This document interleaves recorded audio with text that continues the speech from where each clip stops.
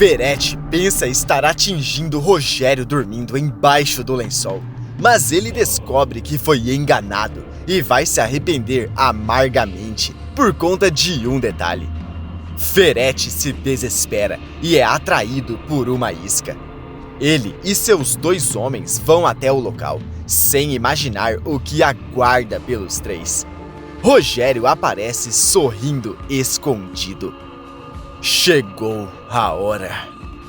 Tudo começa depois que Ferete pega o equipamento de Vicente e solta várias vezes em direção a Rogério. Quando termina o serviço, ele estranha e comenta: o sujeito era tão ruim que nem se mexeu. Vicente também estranha. Ferete se aproxima da cama, puxa o lençol e dá de cara com um travesseiro furado no lugar de Rogério. Furioso, Ferete fala: mas que porcaria é essa? Apavorado, Vicente diz: ele enganou a gente, doutor. Ferete fala: se não tem ninguém debaixo dessas cobertas, então eu tô lascado. Os 2 escutam alguém se aproximar do quarto. Vicente pergunta o que eles irão fazer e Ferete avisa: agora a gente tem que sair daqui, depressa. Vamos. Vicente sai correndo junto com o patrão. Os 2 tomam cuidado para não serem vistos. Chegam do lado de fora e entram no carro de Edilberto. O capanga pergunta o que aconteceu e Ferete responde: deu tudo errado. Acertei umas almofadas. Ou o Rogério percebeu, ou alguém contou pra ele o que a gente ia fazer. O fato é que o infeliz escapou antes. Vamos embora daqui. Quero já estar em casa quando a notícia vier à tona. Vamos! Enquanto Edilberto pisa fundo no acelerador, Arminda, Josefa e Raul entram no quarto de hóspedes e encontram a cama toda furada. A vilã percebe que o plano deu errado e fala: eu não acredito. Não. Josefa fala que eles precisam chamar as autoridades. Raul não entende nada e questiona: onde é que tá o meu pai? Cadê ele? Arminda fala: ninguém aqui vai chamar a polícia. Não se atrevam. Josefa manda: então pelo menos liga pro Ferete e avisa que invadiram aqui outra vez. Arminda continua surtando, vai até outro canto e sussurra: isso só pode ser um pesadelo. Pela 2ª vez, o Ferete não conseguiu fazer o serviço direito. O Rogério tá vivo.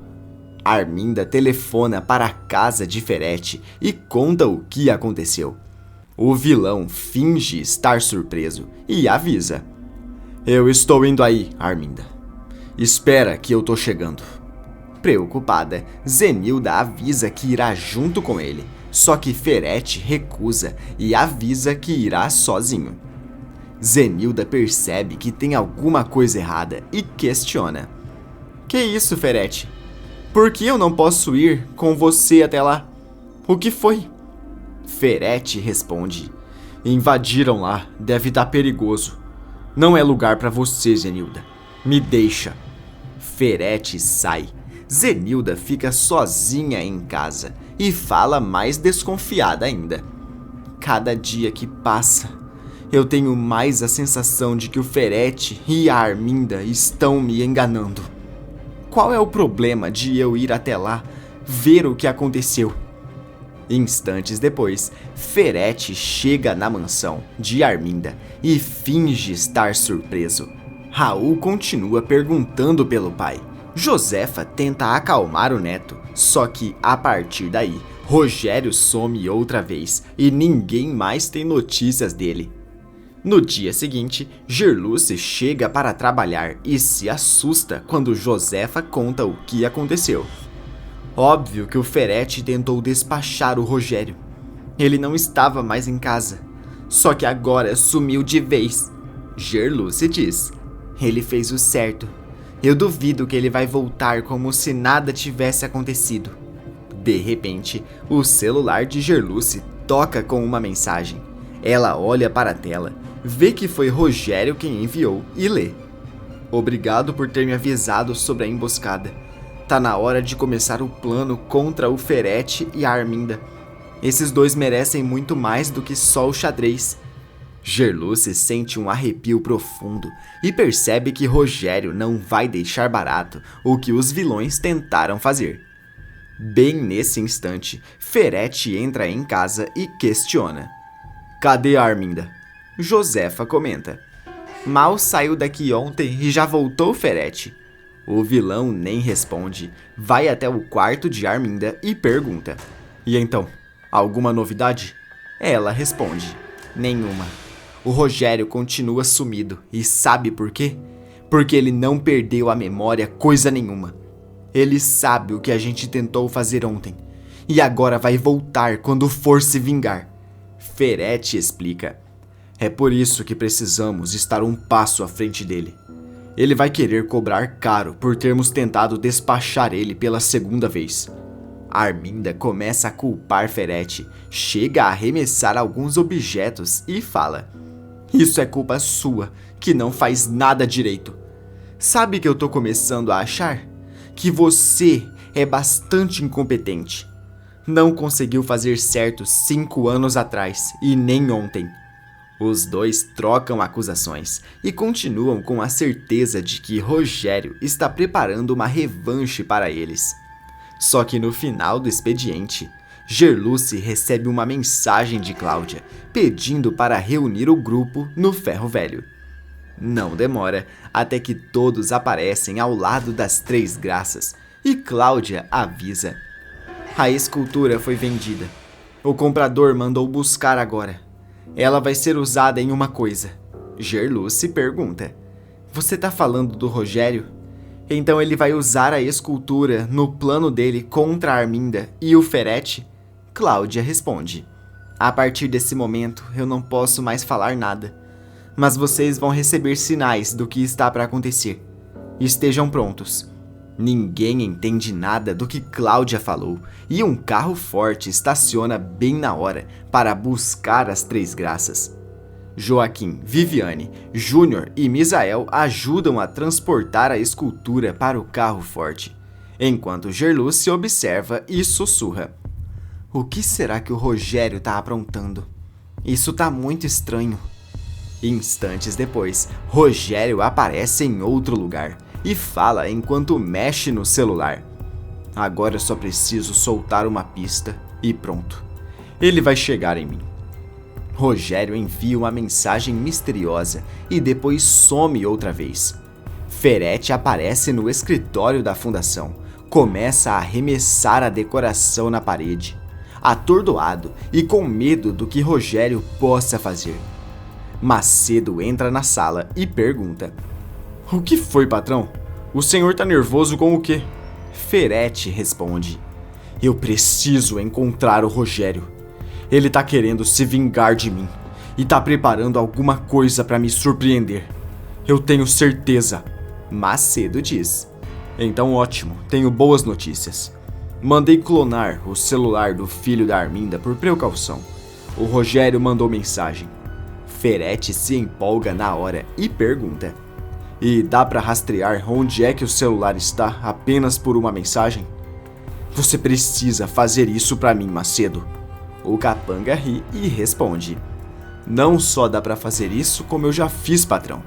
Daqui a alguns minutos a gente vai receber a localização exata da onde o Rogério enviou. Ferete pega o mesmo equipamento que usou na noite anterior, confere que ele está carregado e manda: Chama o Edilberto. Só ele e mais ninguém. Vamos nós três atrás dele. Agora não há opção de errar. Eu vou finalizar o serviço, nem que para isso eu tenha que usar o punho.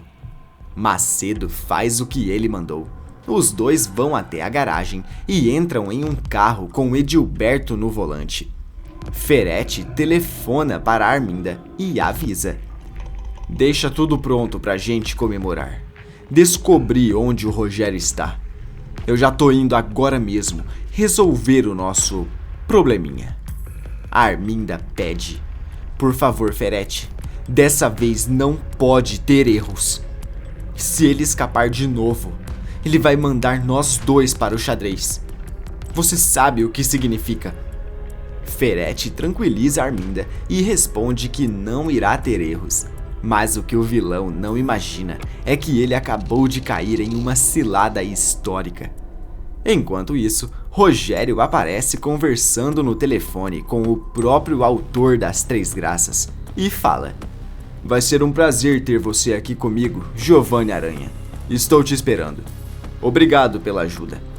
Rogério abre um sorriso e bem nesse instante, Macedo, Edilberto e Ferrete chegam em frente a uma fábrica sem nome e não entendem nada. Ferrete manda Macedo ir na frente e se protege atrás. Edilberto abre a porta e eles entram em uma espécie de fábrica super tecnológica, como se fosse uma clínica. Impressionado, Ferrete sussurra: "Mas que lugar é esse que eu nunca vi?" Macedo cochicha: "Isso tá muito melhor do que qualquer fábrica tua, patrão." "Será que isso daqui é do seu Rogério?" Ferrete responde: "Seu Rogério uma ova." De repente, Rogério aparece, arregala os olhos e finge estar com medo deles. Ferrete aponta para o rival e fala: "Vejam só quem eu encontrei. Você não consegue enganar ninguém, Rogério. Pensa que a gente acreditou nessa história que você tinha perdido a memória?" Rogério diz: "Melhor você ficar calmo, Ferrete. Escute o que eu tô falando." Ferrete dá risada e responde: "Eu perdi a minha calma tem bastante tempo já. Desde quando você resolveu que ia voltar?" Edilberto pergunta: "O senhor quer que a gente faça alguma coisa, patrão?" Macedo fala: "Eu posso terminar o serviço para não ter nenhum erro, se o senhor preferir." Ferrete manda: "Fica quieto, Macedo. Sou eu que tenho que fazer isso e pronto." "E então, Rogério, quais vão ser as suas últimas palavras? Acho bom que pense bastante antes de responder." De repente, Rogério abre um sorriso e começa a dar risada dos três. Edilberto não entende e fala: "Olha só, patrão, ele tá tirando sarro da sua cara. Como é que pode?" Macedo fica com medo e cochicha: "Eu não tô gostando nem um pouco disso. Por que esse cara tá rindo?" Pela primeira vez, Ferrete também demonstra medo e pergunta alto: "Tá rindo do quê? Não vai responder? Eu te dei a chance de escolher as últimas palavras e você aproveita pra rir da minha cara." Rogério continua rindo e responde: "As minhas últimas palavras são: olha pra baixo." Ninguém entende nada. Ferrete é o primeiro a olhar para o chão. Macedo e Edilberto olham logo em seguida, e eles percebem que tem um círculo grande desenhado em volta deles. Antes que um dos três pudesse reagir, Rogério aperta um botão e 3 tubos transparentes começam a subir em volta deles. Ferrete tenta dar um pulo para escapar, mas não consegue e acaba ficando dentro dele. Edilberto também não consegue sair e pergunta: "O que é isso? O que tá acontecendo?" Ferrete tenta soltar uma das balas, mas não consegue. Macedo também não consegue quebrar e Ferrete manda: "Para com isso! Desliga esse negócio agora, Rogério!" Rogério fala alto: "Pode vir que eles estão prontos." De repente, ninguém mais e ninguém menos do que Giovanni Aranha, o autor das Três Graças, aparece. Uma espécie de cimento começa a cair dentro dos tubos e Rogério comenta: "Tá na hora de criar uma nova escultura. Os Três Graciosos." Não demora muito até que Arminda, Gerluce, Zenilda, Josefa e diversas pessoas recebem a notícia de que as Três Graças foram encontradas e serão expostas em um evento da Galeria de Casper e João Rubens. Arminda se empolga, vai até a galeria ansiosa e pergunta: onde é que estão as minhas meninas? Cadê? Casper pergunta: você está falando das 3 graças? Calma. Arminda não entende. Zenilda chega logo em seguida, confusa com o convite. Gerluce aparece junto com Josefa e sussurra apreensiva: o que será que vai acontecer aqui? De repente, Rogério aparece trazendo uma escultura enorme debaixo dos panos. Arminda arregala os olhos e fala: eu não acredito nisso. Ele voltou. Agora tudo faz sentido. Então tinha sido o Rogério quem pegou as minhas meninas de mim. Rogério fala: vocês não imaginam o prazer que é estar de volta. Eu quero apresentar para vocês uma releitura das 3 graças. Os 3 graciosos. Arminda continua sem entender. Rogério puxa o lençol e mostra uma escultura com o rosto de Ferete ao lado de 2 capangas, na mesma posição das 3 graças. O susto coletivo é tão grande que um murmúrio enorme começa e as pessoas acreditam que foi feita uma cópia do rosto de Ferete e não que ele possa estar realmente ali. Rogério aproveita a reunião e desmascara Arminda e Ferete diante de todos. Esses 2 têm um caso há anos. Eles tentaram me tirar da história 2 vezes. Tudo porque eu descobri o esquema que eles têm na chacrinha. Arminda grita: é mentira! Ele tá mentindo! Zenilda fica incrédula com a revelação, acerta Arminda e fala: sua falsa! Isso é por fingir ser a minha amiga! Josefa olha para a filha e diz: é um desgosto como mãe ver uma cena dessa. Mas infelizmente você merece tudo isso, Arminda. Todo mundo começa a vaiar a vilã.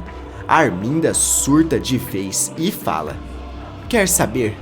Eu fiz tudo isso mesmo. E faria de novo. Tudo para não ficar pobre igual a vocês. De repente, Paulinho aparece e anuncia: a senhora não vai fazer mais nada, Arminda. Acabou pra você. Vamos. A vilã percebe que a casa caiu, arregala os olhos e tenta sair correndo de lá. Só que Paulinho coloca as algemas e leva ela para a viatura, enquanto Gerluce, Zenilda, Josefa e todos ali aplaudem. Que nota você acha que o Rogério merece? Você acha que ele foi muito extremo com o Ferete? Coloque sua resposta aí nos comentários. Clique no botão de gostei para continuar recebendo mais vídeos da novela.